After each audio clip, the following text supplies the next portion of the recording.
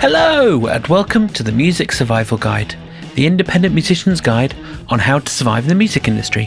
My name is Phil, a mixing engineer. Hope you're doing wonderfully, marvellously well out there. The long, joyous weekend of Easter is over, and unfortunately it's back to the grinding reality of your job. Hooray!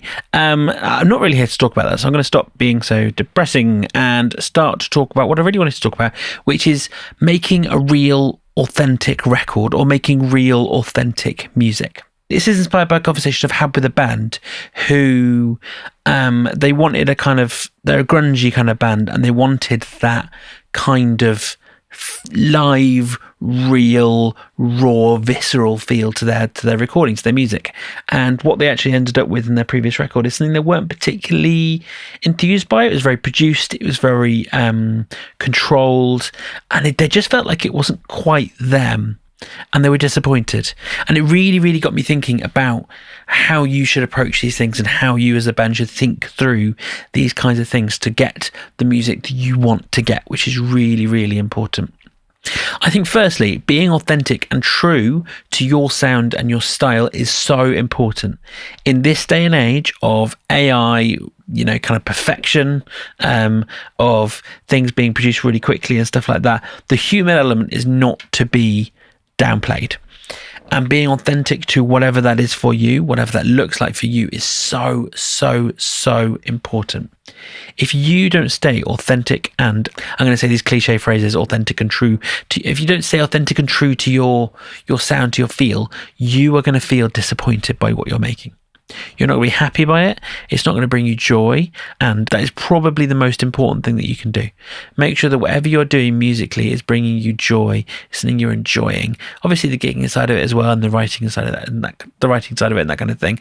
But the recording side of things, in my mind, is kind of just as important. It's like a permanent record of who you are and who you were at the time that you made that music. It's really important that it's captured in a way that you like. So how can you move towards the sound that you want? I think firstly, you've got to think through, what do you like? Are you a modern metal band where you like everything to be really controlled? I'm going to use the word robotic, I mean it in a good way, to be really kind of meticulous and stuff like that. That is an honest reflection of the music that you want to make, and that is good. Please do it. Please don't shy away from that. I'm not telling you that's a terrible thing. I'm not at all. That's the kind of music you want to make. If you are a kind of sleazy rock and roll band, that kind of thing, what is the authentic sound for you? What does that look like for you? And how can you move towards it? I would suggest for you that doing things like programming drums and having everything kind of precisely on the bar of every bar and getting it perfect, that's maybe not the way that you're going to capture the soul of your music. And that's really important to think through. How are you going to capture the soul of your music to get towards a sound that you want? The biggest kind of differentiator you can think about is, how are you recording it? Are you recording it in more of a live way where you all, or most of you, play together at the same time to record the basic track? Or do you do it one at a time where you kind of build it up bit by bit? I think there's pros and cons to each, obviously. The biggest pro to the live feel, obviously, is that you have that feel, you get that kind of immediacy, that kind of camaraderie, I guess is the word I'm going to use. That's really hard to define, but it kind of just comes across in the way the music feels, that you can't really hear, you can't really put your finger on it other than to say it's just been done live together with people in a room playing music together. The downside to that, obviously, is that if you're recording yourselves, you need a lot of microphones, a lot of inputs, a lot of organization, a lot of planning, and some good engineering skills to think about things like bleed. And that's really important to plan ahead and be realistic with yourself. Can you achieve that kind of thing? Can you not? There are ways and means that you can get more of a live in the room feel, even if you don't have the budget to record in a studio and you can't all record in the room at the same time.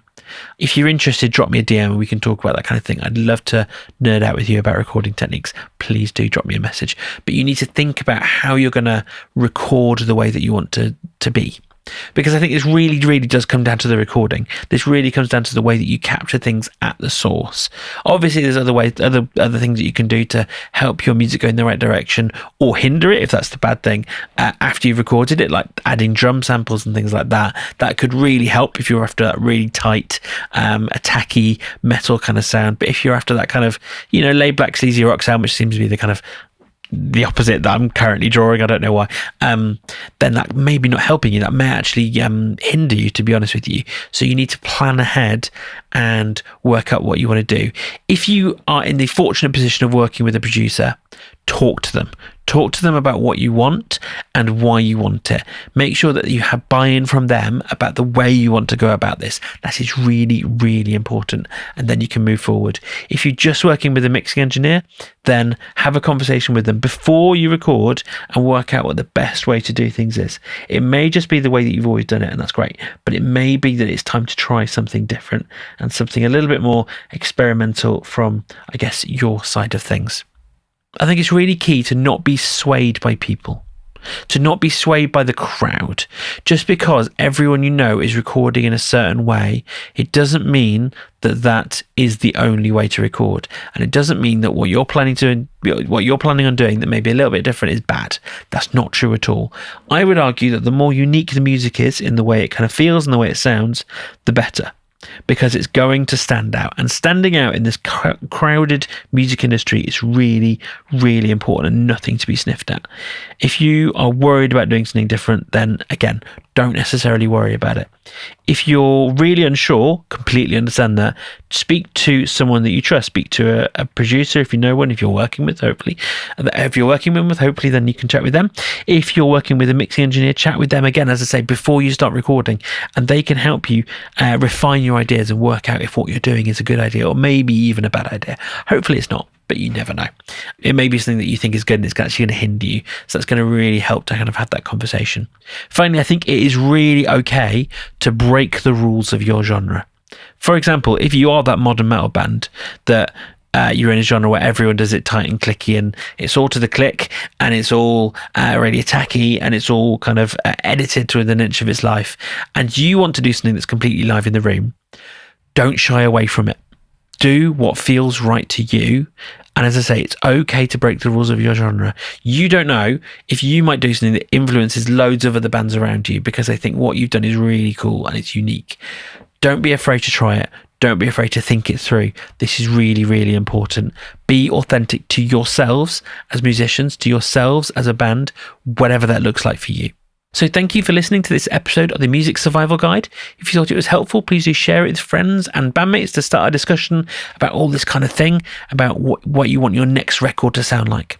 If you have a chance, please do write a review wherever you listen to podcasts. It helps others discover the podcast through the all-powerful and mighty algorithm.